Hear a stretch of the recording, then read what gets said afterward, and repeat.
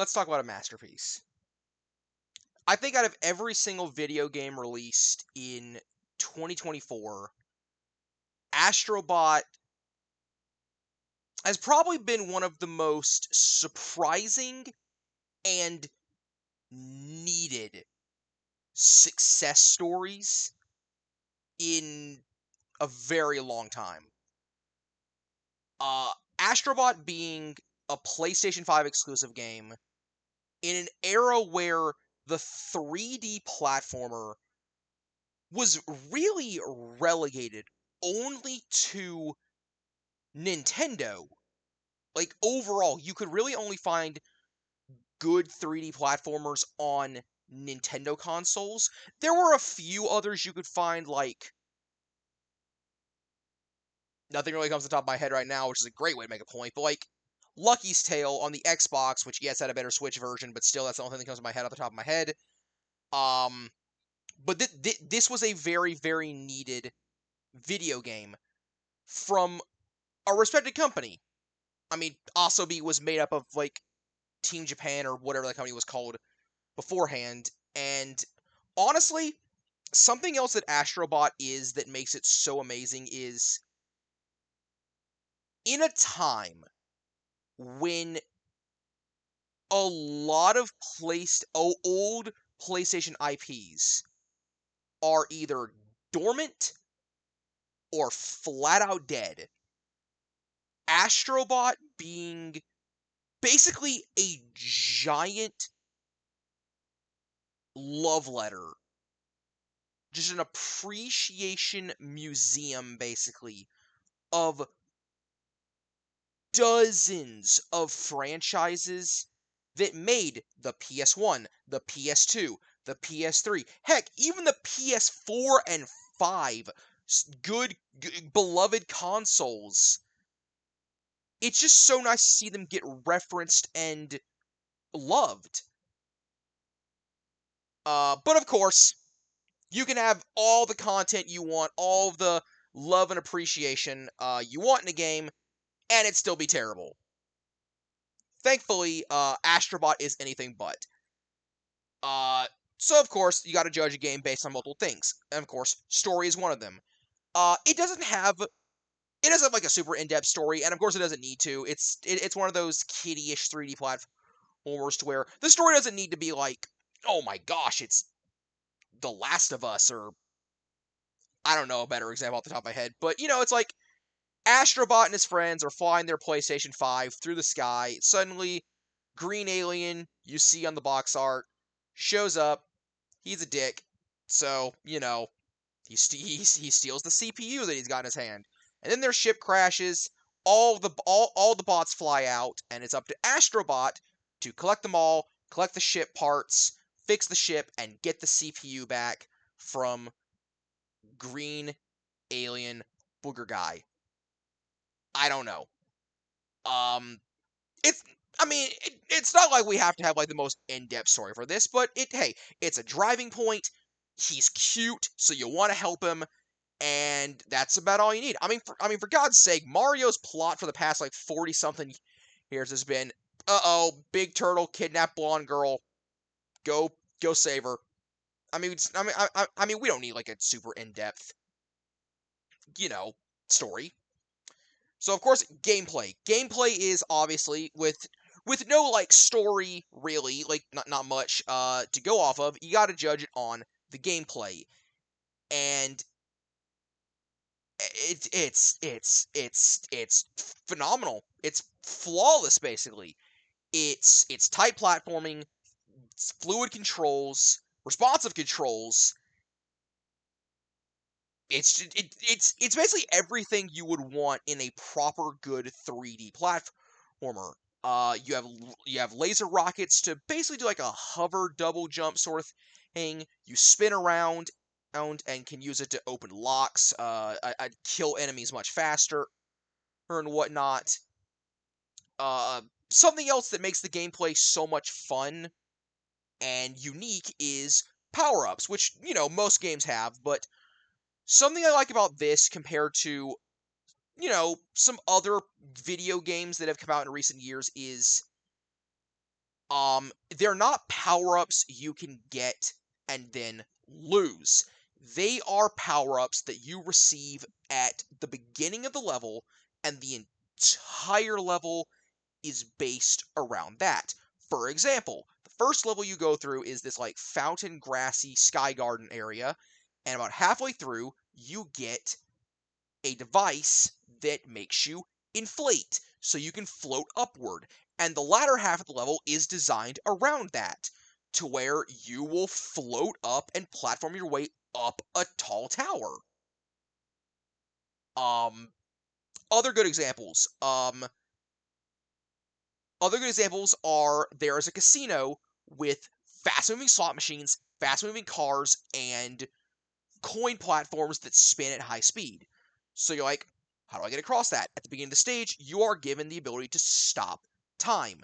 So you can use that ability to, stop the slot machines, slow down the cars, make sure the platforms spin at a much slower speed, and you can platform your way across it with that. But of course, you've got limited time, so you can't dilly-dally all day. Excuse me. Uh, One of my absolute favorite levels in the game, and I do not remember if they did it more than once, but the one time they did it was so much fun. Is a tiny house and garden, and the power up you are given is this little mouse thing that allows you to shrink down, and it gives you tiny little mouse ears, and it's adorable, and I love it. And I don't remember if they did it again. I wish if they didn't, I wish they did. But anyway, that's the point. Shrink down, and you go through this house. It's a normal size house, but you're small, so you can go through like mouse holes and air ducts and other stuff like that, and it's fun. And you switch between big and large to do certain things, and it's unique and it's fun. There really are no two levels in the game that are the same. They might share like an ocean theme, a beach theme, a space theme, an ice theme, something like that, but they never feel the same. For example, there is in the first world there is an ice level that is kind of based on like ice cream and snow cones and stuff like that. Later in the game, around World 4 or 5, there is an ice world that is just frozen, ice skating, stuff like that. At no point do things like the multiple beach levels feel the same because you're going through a pirate themed one. You're going through one that's just one beach that you have to help a giant robot on. Each level feels unique. And because of that, like, not to bring up other games to compare, but like games like New Super Mario Brothers, where it's like you have the one world, it's all grass themed, it's all desert themed, it's all volcano themed. A lot of the times, games like that, the levels blend in. And I'm not singling out just that one game. There are multiple other culprits of that, but that's like the most prominent one that everyone brings up. Astro Bot, at no point in Astro Bot does it feel like you're doing the same thing. Even if you're using the same power up, even if you're using the same level theme, it never feels like you're doing the same. Uh, Boss fights too. Boss fights, there's not a ton. Oh, okay. There's 6 major bosses and multiple mini bosses, but all of the bosses in this game are genuinely some of the most creatively designed bosses for what you're given. You're given a power up at the start of the boss fight, and it utilizes that in the fight. In the fight, obviously, like for example, spoilers for the first boss. The first boss is a giant gorilla named Mighty Chewy, and you are given a dog that rockets you forward. During the fight, he picks up big pieces of building and like swings them at you like like a metal beam across the stage. It has glass in it that you rocket through to go through, and then of course you need it to like hit him. Well, not really, but you can. So each of the bosses utilizes the power up you're given very well, very well, and then That's too much of a spoiler. I won't say that bit. But each boss is very unique and creative, and it never feels unfair. Like, it may take you time to get used to everything, but it always feels like a very fair challenge. Um, the game is not hard. I would never say this game is hard, but it's also not without its challenge. There are special hidden stages based on triangle, circle, X, and square that you can find in worlds 2 through 5. And those all have much more challenging levels. And I saw people say, "Oh, it's the Dark Souls of platforming." It's not. Do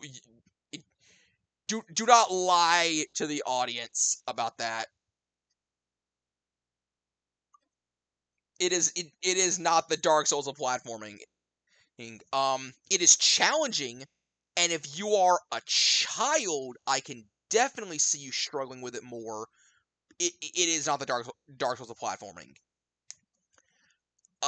For example, what I mean by more challenging stuff, there's a segment in one of them, I have no idea which one it is, but you're running through a stage, and there's a zigzaggy path of oil, and an instant death, either fire or laser wall coming at you. If you touch the oil, unless it is at the very beginning of the bit, you cannot make it to the other side without dying. Just factually, you cannot do it. Um, there's rolling through spikes, there's swinging on ropes through lasers, there's glass globe guys that swing giant spike balls at high speeds. There's another. What was the one that really tripped me up for a while? There was like something to do with electricity that like really got me stuck for a while. Uh, they're not easy, and you will probably die like a handful of times compared to like the actual game. But none of it feels unfair. And I will say one of the most fun bits of challenge is the final level you get for 100%ing the game, like collecting all the bots and puzzle pieces. I won't spoil it, but it's such a fun test of everything you've been able to do in this game so far. It's just a good. Well, actually, there's two ending levels. There's the 100% ending level, and then there's the final celebration, which is a secret level. But you have to do that one to access the final level. So there's two final levels. Um. Uh. Graphics wise, this game. I mean, it looks great. Of course, it does. It's on the PS5. Most first-party games on the PS5 look great. But something that is so nice with this game is the amount of stuff that can just be on screen. Just, just a crap ton of apples, acorns, balls, just stuff that is just a ton of stuff being on screen that you're like, is that going to lower the frame rate? And typically, no, it never does. I can't promise that it never will, but like typically, no. The game does not run any worse than it would normally, and I like that because it's good use of hardware. When you have games that are all about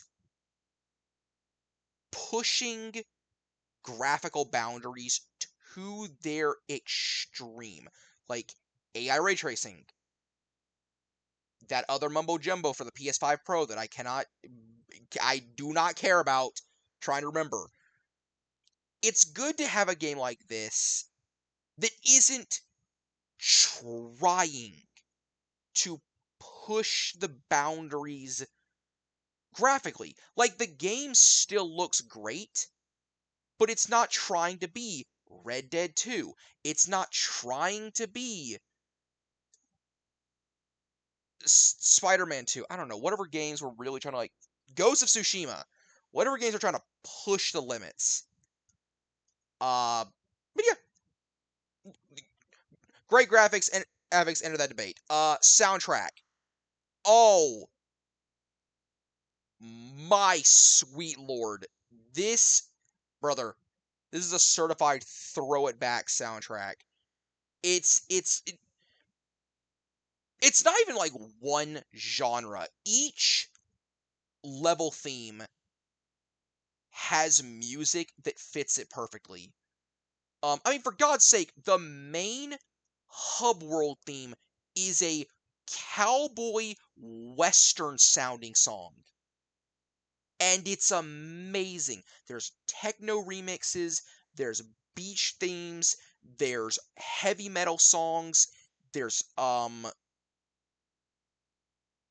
Zanzibar, Synthar, whatever instruments are used to make uh desert songs.